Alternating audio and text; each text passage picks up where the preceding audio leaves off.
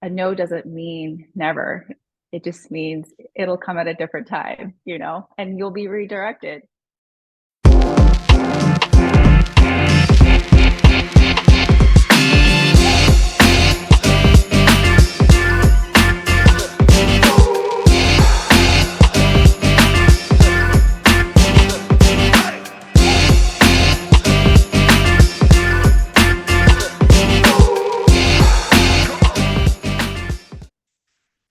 Hello, everyone. I am Melissa Forziat of Take the Doughnut, here to help you get inspiration and get donuts. I'm a motivational keynote speaker, and today I'm bringing you a Take the Doughnut interview with Jennifer Lloyd. Jennifer Lloyd is Mrs. Career World 2023, as well as a wife, mother, photographer, and award-winning hair and makeup artist. Jennifer, welcome to your Take the Doughnut interview.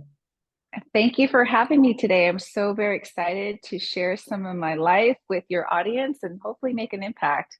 Oh, that would be wonderful. Thank you so much for being here. And, before we get into any more serious questions, I have to ask, what's your favorite donut? Well, I'm a girly girl. I love a good sprinkle. So I would have to say to be like just a glazed donut with some traditional sprinkles. I'd love just a little crunch and the sweetness. It's just perfection. Perfect. And that sounds like something you can get at a lot of different places. So it gives you a little versatility. So I said just a little bit about who you are up front, but there's a lot to say, right? So tell us more about yourself. What do you want us to know? Sure. I'm a first generation Asian American. My parents immigrated to the US. My dad is Japanese. My mother is Korean. I grew up with a very diverse culture, both Eastern and Western. And I lived all around the world. I felt like I never had a community, but now at my age, at 45, I finally feel like my feet are grounded. And I'm realizing that everything that I've gone through in my life is being used today for a greater purpose. So I feel very fortunate that I had that experience. It was something that was a learning experience because today I realize that that impact is great and I'm able to touch so many lives because we all go through the same things in life, no matter what circumstance that was. We all recover, we grow, and then we're hopefully able to share that message to really help someone else. Yeah, I'm a believer in that as well. And I think for some reason, it always ends up being 30s and 40s when we just start figuring it all out.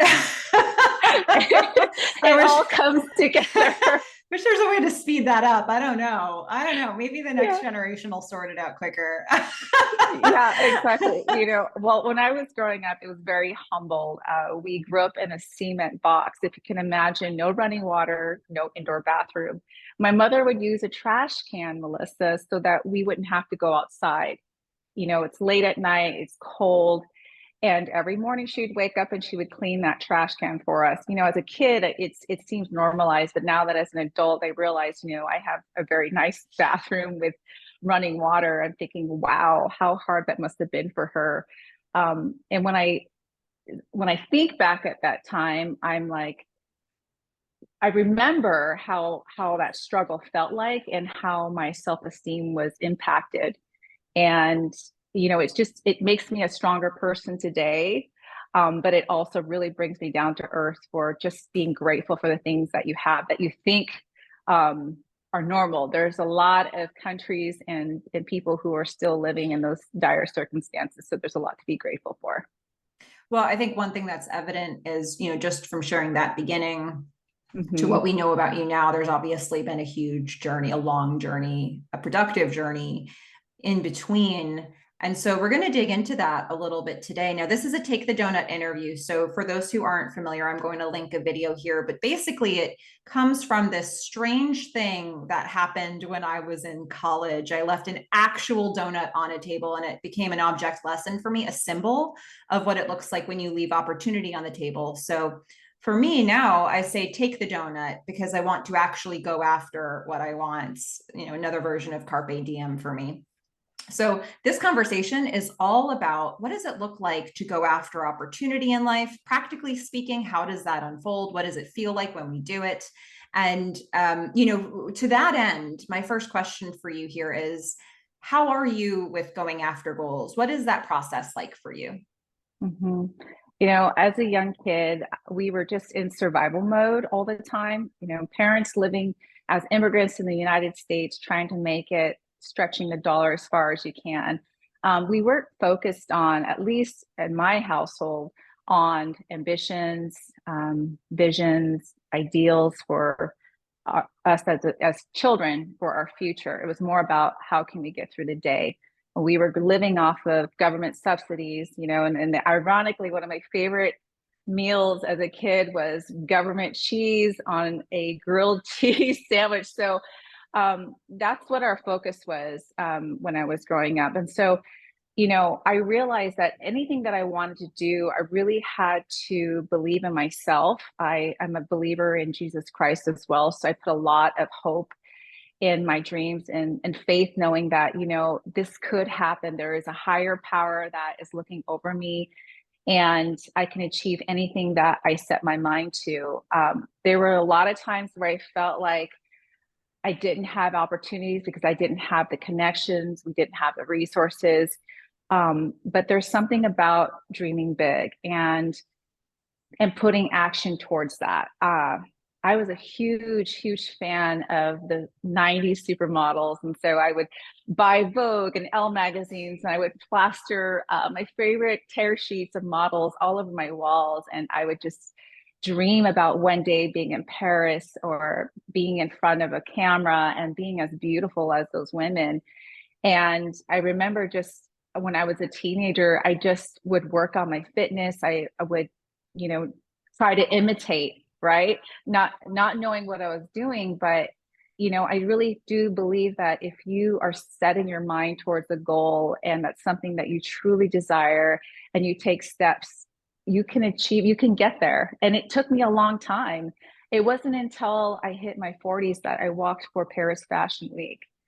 And I was rejected my entire early, teens through my 20s by casting directors because, I wasn't that ideal model, but I still believe that I could do it. I felt like this was a dream of mine that I wanted to accomplish. And so I think just setting your mind towards a goal and just working towards it every single day, doing something intellectually, physically, and internally, I think that will help you reach the goal. Beautifully said. And as you were talking about that, you were describing some huge goals. And I know when you have a big dream, it can take a while and there can be ups and downs along the way. So what keeps you motivated as you move towards it, especially if it's going to be, a long process? Mm-hmm. I just don't take no for an answer. I think that rejection, it never kills you, right, Melissa? But there's something about the fire that it builds inside of you.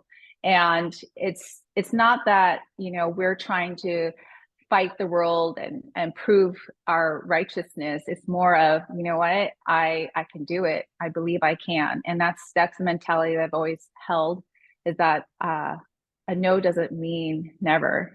It just means it'll come at a different time, and you'll be redirected. That's a good thing to remember. I'm gonna put that one in my pocket for later. I think I Okay. like that. It's just redirection is all it is. It's It's saving it for later. redirection. Exactly. I don't know how many times like the door has closed in my face and I was just crushed. But it's incredible how, that moment when you are feeling so down, you could change your thought process to believe that, what, there's something greater on the other side. There has to be. And the no doesn't necessarily mean forever. It just means be patient. It'll come together. Hmm. Well, when you might have been answering this along the way, but are there any particular types of challenges that seem to come up for you time after time, no matter what sort of goal you're heading towards? Just maybe a specific brand of challenge that's your Achilles heel. Yeah, gosh, I face all kinds of challenges in different areas of my life, whether that's career and my home life, in my philanthropy work. And let me just try to pick one or two that I can share with you.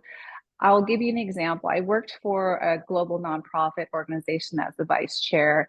And as a busy mother, I run a household. I have 6 kids. And my husband and I, we own or operate a multi-million-dollar corporation, as well as we do side commercial investments. So our life is pretty full. And along with that, we travel a lot. And one of the things that I dealt with being in that position as vice chair was the biases against women, because women are expected to follow, a certain protocol, and any type of excuses that we may have, like for instance, our family or our travel. Like for me, it was not accepted as something that was considerable to the rest of the team, versus a male counterpart could do a business trip, be a soccer coach. He could be in charge of the PTA, and that was okay. And that's something that I had to realize, is that, what, it's not always easy being a woman who is driven and focused on so many other avenues. But I realized during that experience, for instance, that that environment perhaps wasn't the right fit for me. And I did find the right fit for myself. But I'm with another global nonprofit right now, and I'm one of their lead commercial photographers. I partnered with them this year. I'm so very excited. The ladies understand my commitments, and they value my efforts. So I think that if you hit that roadblock, just realize that it's not always the right environment to find something else. Did you want to say the name of that nonprofit, by the way? I'm working for Dress for Success. Yes, I'm very excited. The ladies are all about empowering women to be financially independent. That is something I'm very passionate about, because as a young mother, I realized that empowerment meant we have the right to choose. There's a lot of women who decide to be stay-at-home moms, and a lot of women who decide to go to work and be career-oriented or not have kids. But equally, there's nothing wrong with your decision, right? And we all are in different stages in life, and it's really fantastic that there's an organization that supports women in their transitions, especially women who are coming out of the military and jumping into civilian life. When my father decided to retire from the military, I saw that there was just a lot of issues with him just getting normalized. He had a difficult time with people addressing him by his first name, and he had a very difficult time feeling like his skill sets were valued. So it's really important that we recognize women from all different stages of life, whether they're getting divorced or they need help with getting another job. Maybe they are grandmothers and they're looking to jump back into the career world. They do need that help, and it makes a huge difference in my life knowing that I have a small part in their journey. Thank you for sharing that. And, shout out to Dress for Success and all the work that they're doing, and you along with them. So, if you look back historically, and you can answer this personally or professionally, what would you say is the biggest donut you've ever taken? Oh, this is so personal. You're taking me there, Melissa. That's the journey. That's a journey we go on in a Take the Doughnut interview. I know. I truly believe the most beautiful attribute of a woman is her confidence. And that's something that I lacked. It didn't matter how big I did my hair, how well I could do my makeup, how professional I may seem. I really lacked that sense of confidence. And that's because I didn't have self-belief or an idea of my self-worth. And it wasn't until I really looked deep inside and realized that, I am worthy. And, when I work with women, every time I'm doing their makeup or doing their photos, I see the same issue. Women are shy of the camera. They are concerned being in the makeup chair because you're so close to them. You're looking at all their imperfections, they think, right? And especially women who are older, and they always struggle with, am I worthy enough? And it's like, it really took me to discover my true worthiness to be able to pour into these women and let them know you're going to be okay. You are worthy. You are beautiful. It is okay to age. It is okay to have, wrinkles. It's normal, right? It's normal. And we're always not at our best. But we can work towards it, right? And it really does take someone who's going to sit there and really listen to the woman and care for her, so that she feels safe, she feels cared for, she feels valued, and for her to believe in herself. But that's what it comes down to for me, was just figuring out that I was worthy enough, that I could use my voice, like you're born with the opportunity and the privilege to use your voice. You don't need title or agency. And that's something I had to learn. A lifelong journey, that one is. And, what would you say, is there a donut that you're taking right now? Is there something that's in progress for you? There's quite a few things that are happening right now. And I recognize how fortunate I am to have such great relationships with different business owners and organizations. And one in particular is the Global Beauty Awards. I've been with the Global Beauty Awards for 7 years. And Maureen Francisco and David Van Maren are the executive producers of this production. Initially started off as me just being an attendee. I was volunteering some time and my services. But I recognize that there's a greater need for more support in the production area. So I really jumped in heavy hearted. My husband and I were one of the biggest sponsors, and I'm so very excited to see that this platform's being recognized around the world globally. We have people flying in from all over the world to attend this 2-day event. And the purpose of it is to celebrate the philanthropy work that men and women are doing around the world. And in our industry, in pageantry, it's really difficult for people to get recognized. I want to say mostly the women or the men who get recognized are the ones who win the big crown on your head. But it's not always the ones who have the crowns who are really out there doing all the street work, right? So it makes sense that we have something so big like the Oscars, where these women and men can come in, be celebrated, be recognized for all their efforts, because, it really does take one person to make a big change, right? That if we all come together collectively to make a change in the world, it will be a better place. So I feel very fortunate that I'm part of the production. I'm now a board member, and my goal is to see the Global Beauty Awards celebrate its biggest event this year. And and see everybody come in and have a great time. That's wonderful. Well, there may be some people listening to this who have a donut they want to take of their own. There's something they're moving towards. Maybe they've started already. Maybe they're still just thinking about it, but they're not sure what to do next. So let's sprinkle some encouragement. And what would you say to those people who they just aren't sure what the next step is, or how to move forward from where they are? I would say, reach out to your network. It's so important that you surround yourself with people that are going to inspire you, and people that are going to support you. Believe me, I have a ton of blind spots, and it's so nice and refreshing to be able to reach out to a mentor or to a group of close confidants where I can ask them, what areas that I could improve on, or where do you see me? And that feedback is really helpful. And I think, don't be afraid to ask for help. I know a lot of times women, especially, when we're driven and we do have some success under our belt, we never want to ask for help, but just asking for help really does change the conversation, and you'll be amazed at how much people do want to help you. And then last piece of advice is be a good person. Be a good person. You'll be amazed at how people are attracted to you, and they'll trust you and they'll want to share their contacts with you, right? And when you think about opportunities, it's really relationships, the people that and will they trust in you, that if they give you this contact, or if they provide you this incredible introduction, how will you treat that person? So make sure you treat everybody well and be a good person.